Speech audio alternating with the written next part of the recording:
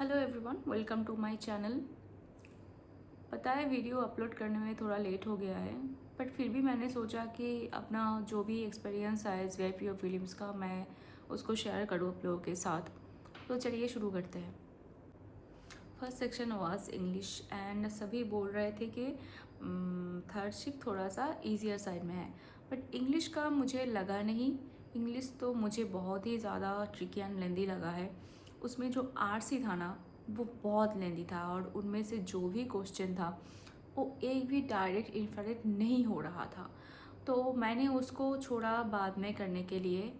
और para jumble आया हुआ था, वो भी सेम था। उसको अरेंज करने में बहुत टाइम लग रहा था, तो मैंने फिर उसका फर्स्ट सेंटेंस जो है उसको निकाला, बाकी मैंने उसको स्किप किया।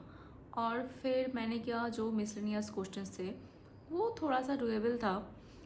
तो फिलर्स आए हुए थे, आपका सेंटेंस रीअरेंजमेंट आया हुआ था, एरर्स था, और बाकी कुछ था अभी मुझे उतना याद नहीं है।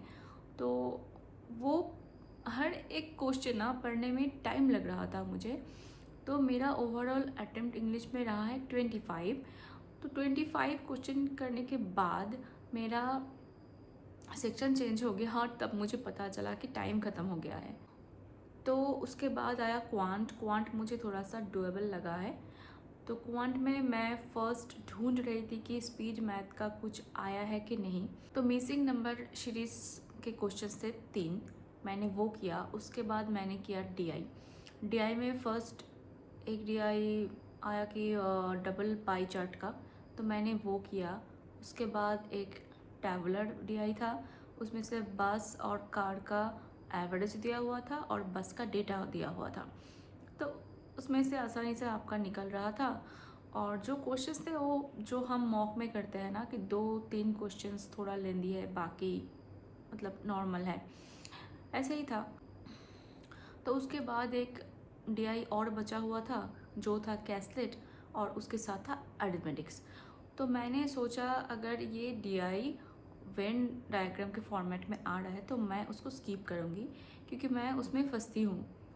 तो उसके बाद मैंने अच्छे से देखा नहीं वो टेबुलर फॉर्म में आ रहा है, तो मैंने उसको डिकोड किया। थोड़ा सा टाइम लगा है उसमें, बट मैंने उसको किया। और उसके जो क्वेश्चंस भी थे ना वो इजी थे, मतलब वो डिफरेंस वगैरह, रेशियो, परसेंटेज, ऐसे ही 4 क्वेश्चंस थे। तो टोटल मिलाकर मेरा हुआ है 19। उसके बाद मैं गई अरिथमेटिक करने, और अरिथमेटिक में मैंने सिर्फ एक ही क्वेश्चन किया है बोर्डन स्ट्रीम का। उसके बाद टाइम ख़त्म हो गया था। तो मैथ में मेरा ओवरऑल अटेम्प्ट था 20। अगर मैथ किसी का अच्छा होगा ना तो इजीली वो 25 करके आ जाएगा उसमें। रीज़निंग मुझे थोड़ा सा डुएबल लगा, इजी लगा मुझे। और ऐसा नहीं कि क्लरिकल के पेपर में जो आता है ऐसे करके आया है, नहीं भाई, वो पीओ के अकॉर्डिंगली मुझे थोड़ा सा इजी लगा है। और 5 क्वेश्चन थे जो मिसलेनियस के थे रीजनिंग। अगर मैं गलत हुई तो कमेंट में बता देना मुझे।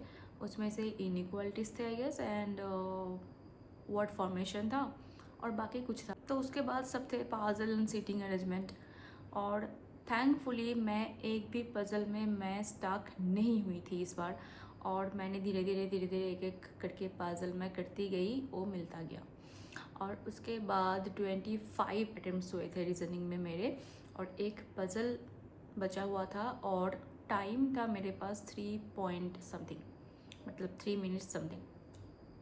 तो मैंने सोचा आसानी से मेरा ये पजल भी हो जाएगा, तो मैं उसको करना स्टार्ट किया। तो उसमें था 7 days with 7 person and 7 books like करते हैं, ऐसे करके कुछ। तो 3 सेंटेंस दो जो थे पहले की, मैंने उसको किया। उसके अकॉर्डिंग ना 3 पॉसिबिलिटीज़ आ रहे थे। उसके बाद वो पजल मिला ही नहीं। मतलब मैंने इतना सोचा और ठंड दिमाग से मैंने उसको पढ़ा काफ़ी बार, बट वो मेरे पॉसिबिलिटीज़ के अकॉर्डिंग फिट ही नहीं हो रहा था, और मेरा अटेम्प्ट 25 ही रह गया।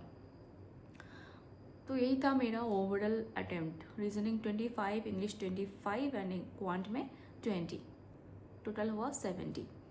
तो यही था मेरा अटेम्प्ट एंड एक्सपीरियंस। तो अगर आपका भी एग्ज़ाम था उस शिफ्ट में तो मुझे कमेंट करके ज़रूर बताना कि आपका अटेम्प्ट क्या रहा है और आपका एक्सपीरियंस क्या था। सो नेक्स्ट आ रहा है IBPS PO prelims and SBI PO का मेंस, दोनों साथ में करना है।